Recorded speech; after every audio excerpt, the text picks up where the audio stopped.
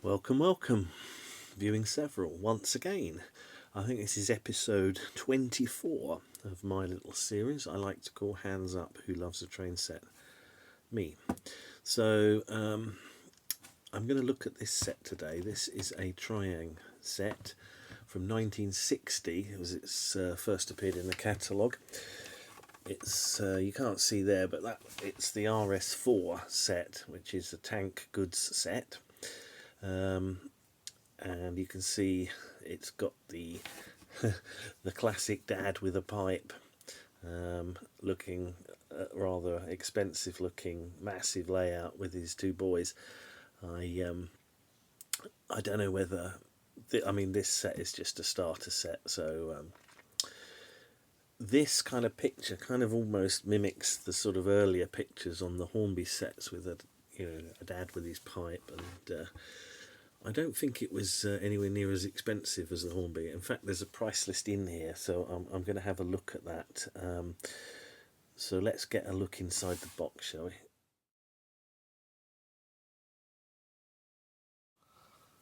Right, okay, let's get the lid off. Now, price list here.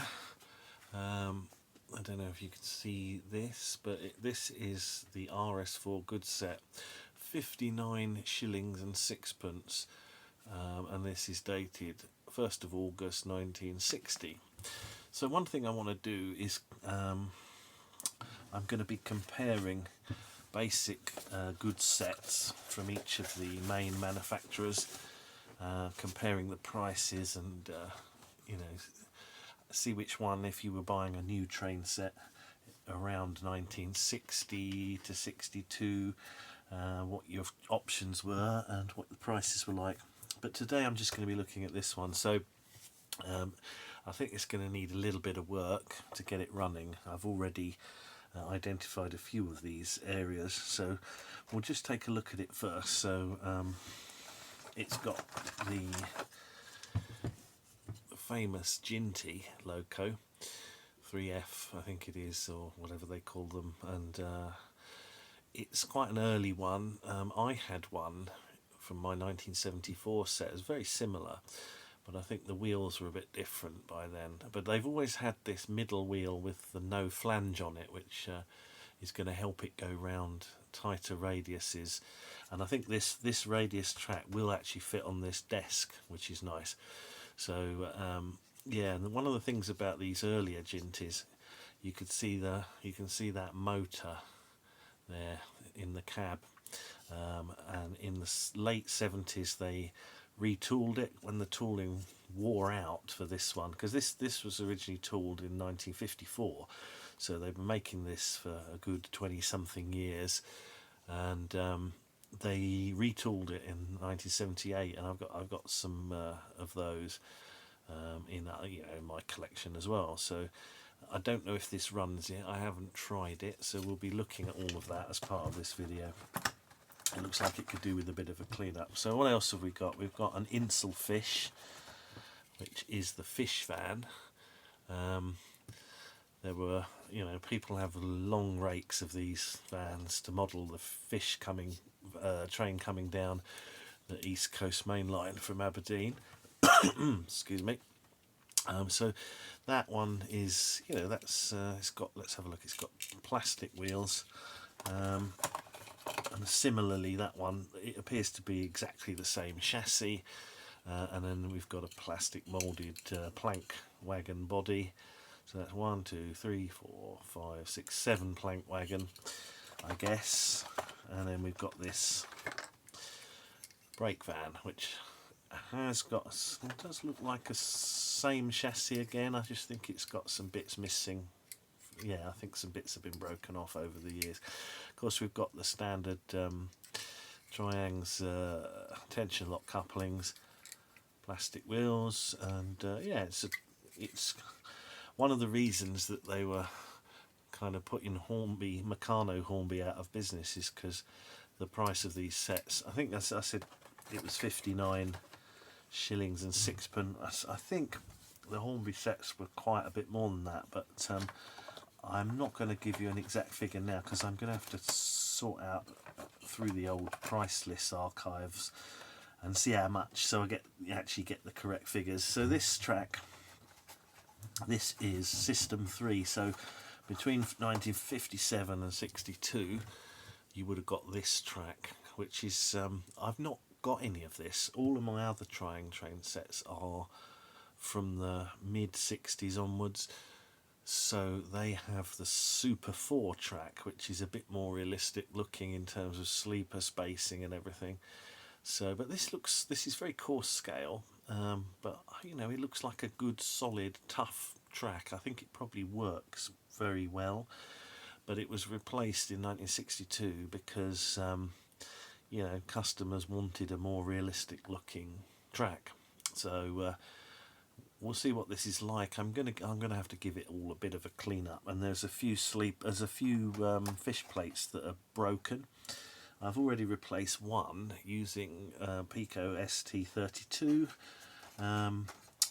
which are fish plates that will fit on here. So so we're going to do that, and so before I get the train running, there's going to be a few things to do to make sure that it works. So I'm going to have to give this a look over, test it, and I'm going to have to clean and repair or replace some broken fish plates on the track, sort out a power clip.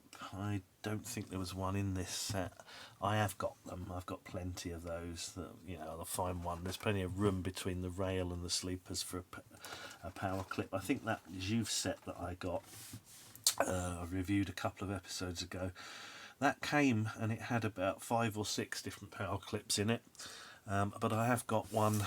I can see there. I've got there's a wire there. That's somewhere knocking around on this desk. There's a Trying power clip, and I did check it. It does fit, and it will work with this. So I think for this one, it's got to be one of the old H&M controllers. So I am going to set it up, and we'll show you it running. But before we do that, we'll have a little look at cleaning up the track and the Loco.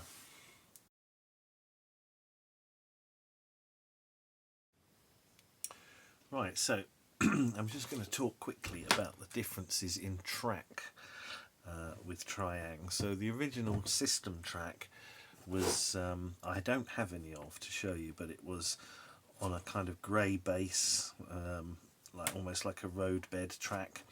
And this is what is known as System 3 track, which was introduced in 1957.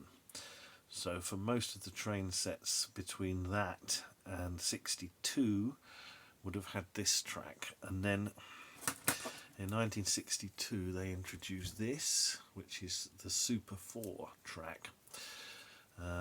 So I'll place that there. You can see it was, you know, people wanted a more realistic track.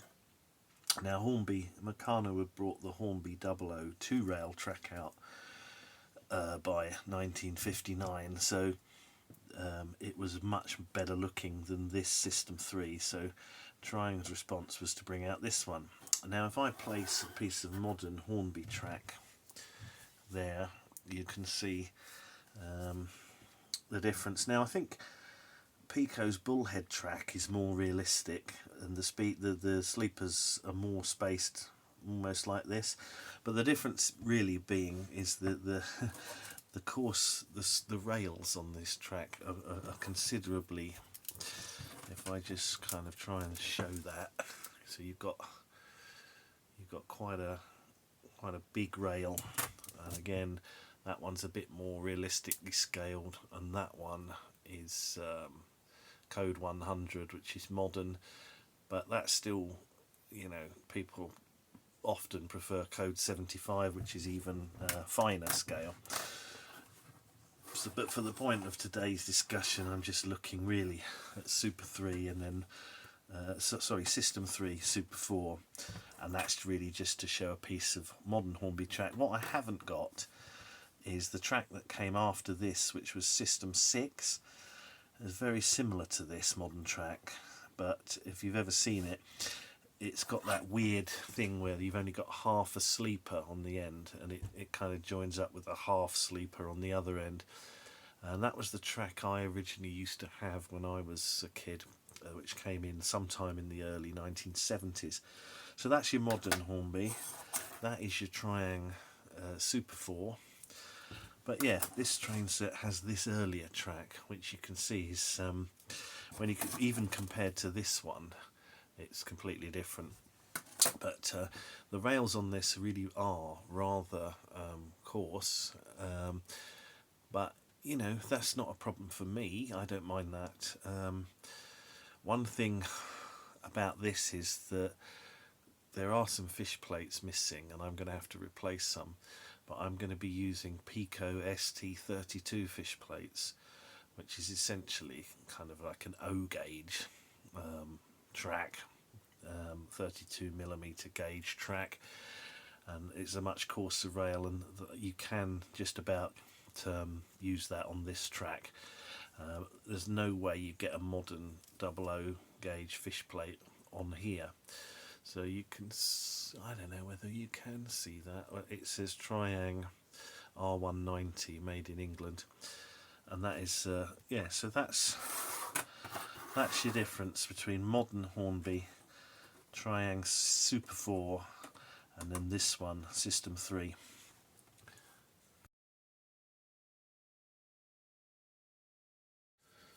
Right, so I've got it on the rolling road, and we'll just give it a, see if I can get anything to do anything. Yeah, it's not, it's a bit hesitant, isn't it? So that's our starting point.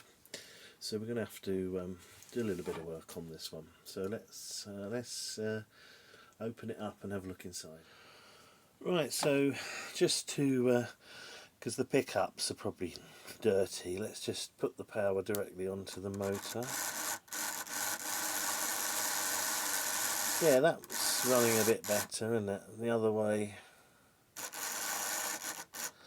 Okay, giving off a bit of smell. It's struggling a little bit. Let's have a look at how magnety is that. The magnet's fine. That doesn't need remagging. That's pretty strong.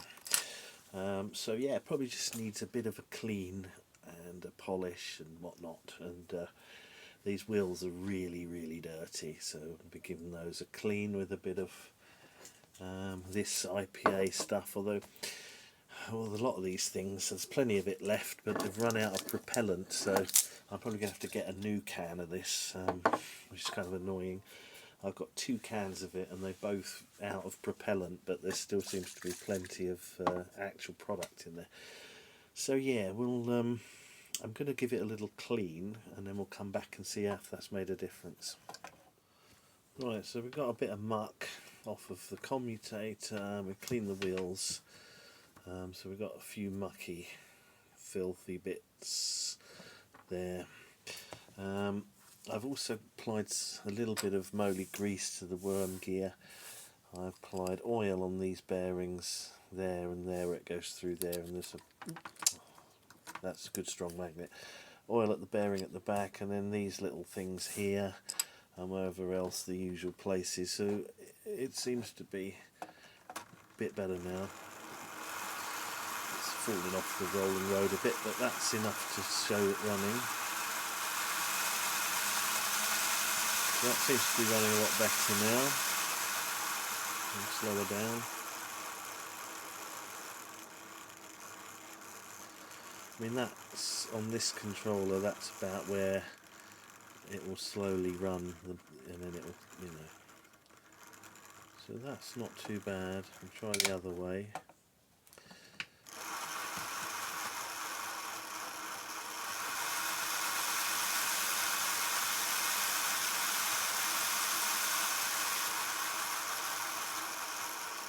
So it's running alright. I don't think I'm going to do much else to it at this stage.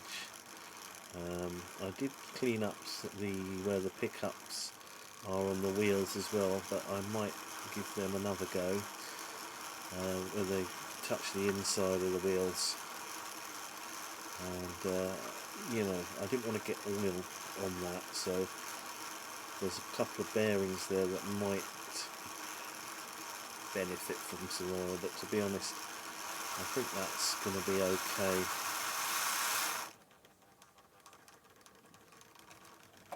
And the other way, yeah, it's, because it's on the rolling road and it's fallen off the, kind of fallen off a bit, so, but I actually let it do that because if it catches it will run itself off the rolling road. So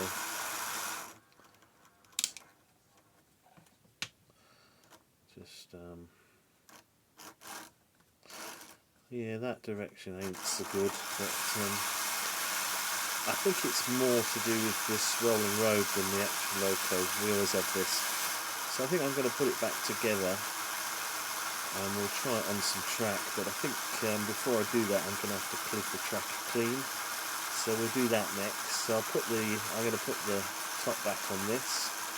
It just goes straight on, and then like all these old Locos, it just screws through the chimney with a long screw. So I think that's okay to, yeah, I think that's alright to run on the track now. So let's put this back together and we'll have a look at the track.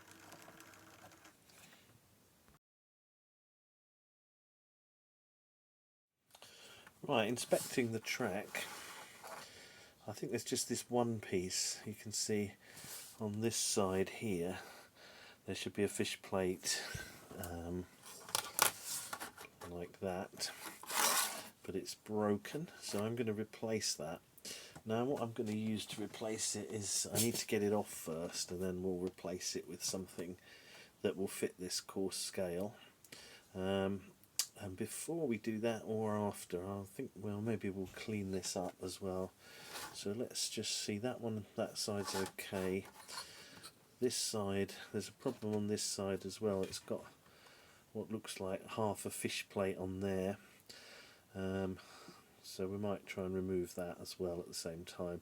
So I need to get those two half fish plates off, and then I'm going to put a Pico ST32 fish plate on there, and we should be good to go. I've already done one piece like that and it does fit, it does work.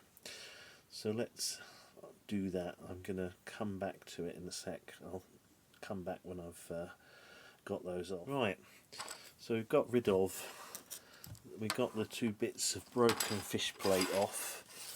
Those two bits, got them off. They're a bit fiddly.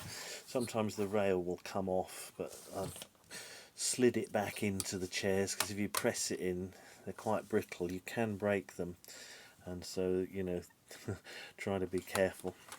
So what I'm going to do now is I'm going to replace the fish plate here with one of these Pico ST32s. So we'll just cut one out and let's see if we can fit it in. I mean, it's not a perfect fit, but it does work. So I'm just going to snip one out. Yeah.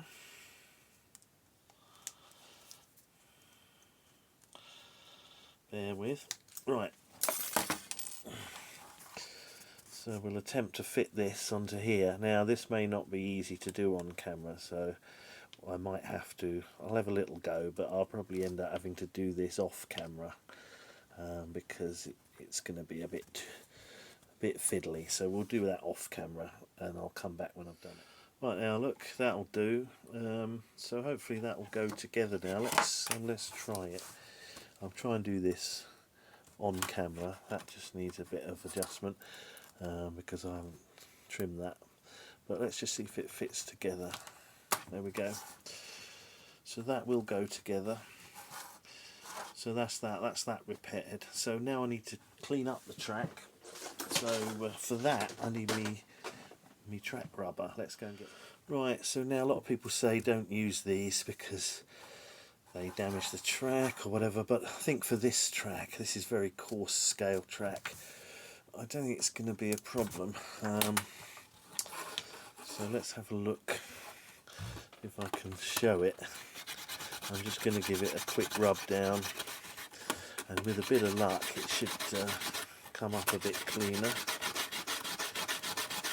Right, let's have a look. Does that look any cleaner?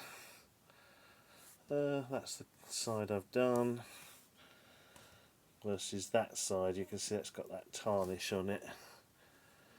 And that's come off a bit. So I'll need to do all of these. So I'm not going to... I'll go and do that off camera, and then we'll set the track up and we'll give it a run.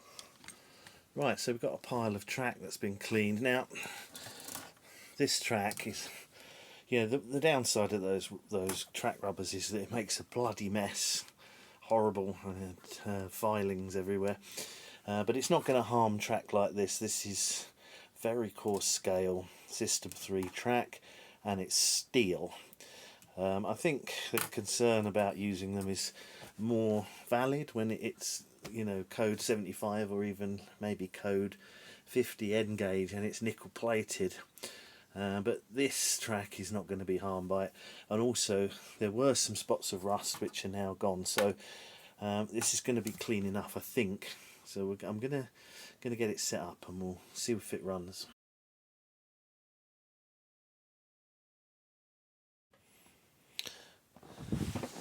Right, we're on the track, so let's just bring the Loco round and pick up the train.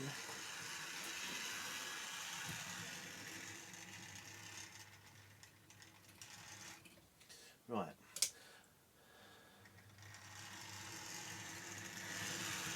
I am actually using my Gauge Master for now because it was just more convenient. I had it already out, so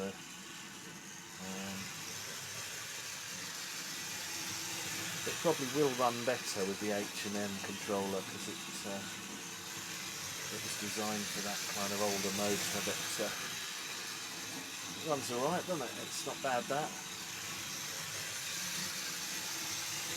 Right, that's full tilt on this controller.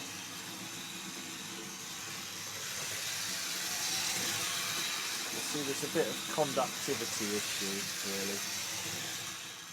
I think what it is these connectors are really poor, and you know, I think it would run better with the this directly to the track. So a better clip or something soldered on, I think it would work, but it's enough.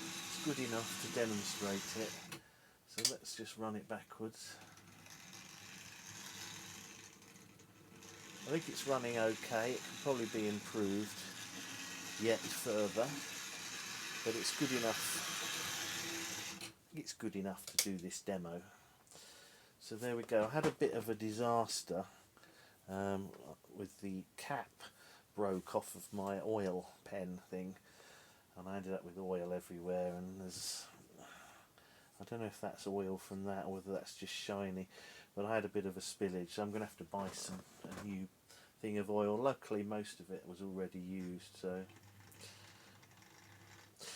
I was trying to oil that. There's that coupling hook's a bit stiff, so that it's not really a problem now. Let's just give it a slow run.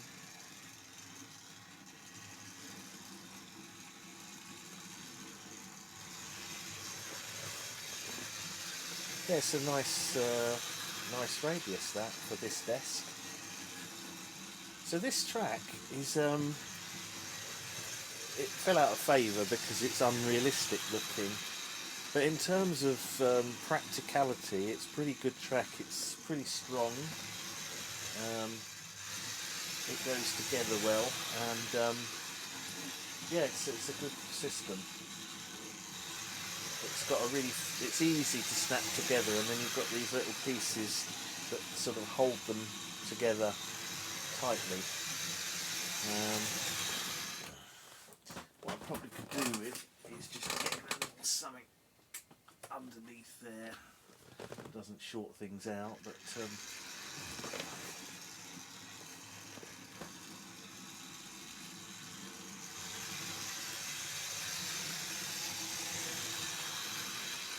yeah, I really need to address this height difference between this extension and the main desk at some point.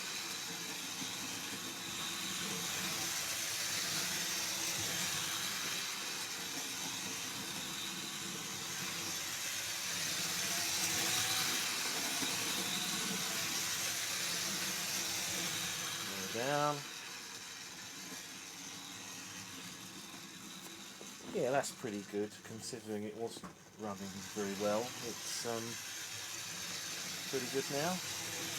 Like I say, it can definitely be improved, but that's a job for another day. So I wonder, seeing as this is trying, I might do a quick Brucie bonus of my dock shunter. So let's have a look. Welcome to your Brucie bonus. Your Brucie bonus. Welcome. Right, I promise I'll stop doing that. Right, this is very quickly to show this Triang Dock Authority shunter that I got out of the non-runners bin at Great Eastern Models in Norwich. Got it running. It's still a bit rough.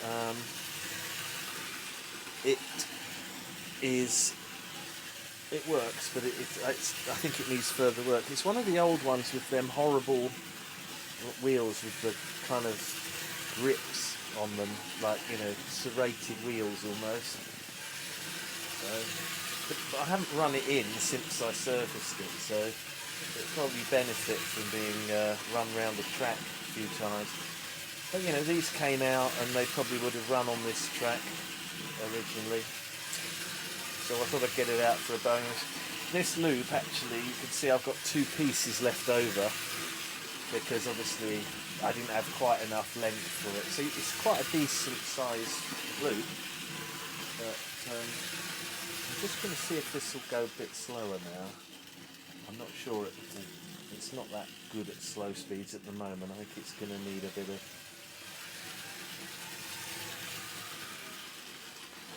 That's running okay. So there we go. That's your Brucie bonus. That is, and I've not actually really tried this Loco yet, so that's given that a little go as well. So yeah, I think next episode is going to be episode 25, and I've got a Trix Twin set to show you, and also I picked up another DDR made Pico set from the 70s, a much smaller one. It's the junior one, so that's kind of like a lower end than the expert one that I showed you. So I'm kind of hoping it might have a smaller radius, because if it does I can put it on here, but it's no problem if it doesn't, but that would be nice. So anyway, thanks for watching, and I will see you in episode 25.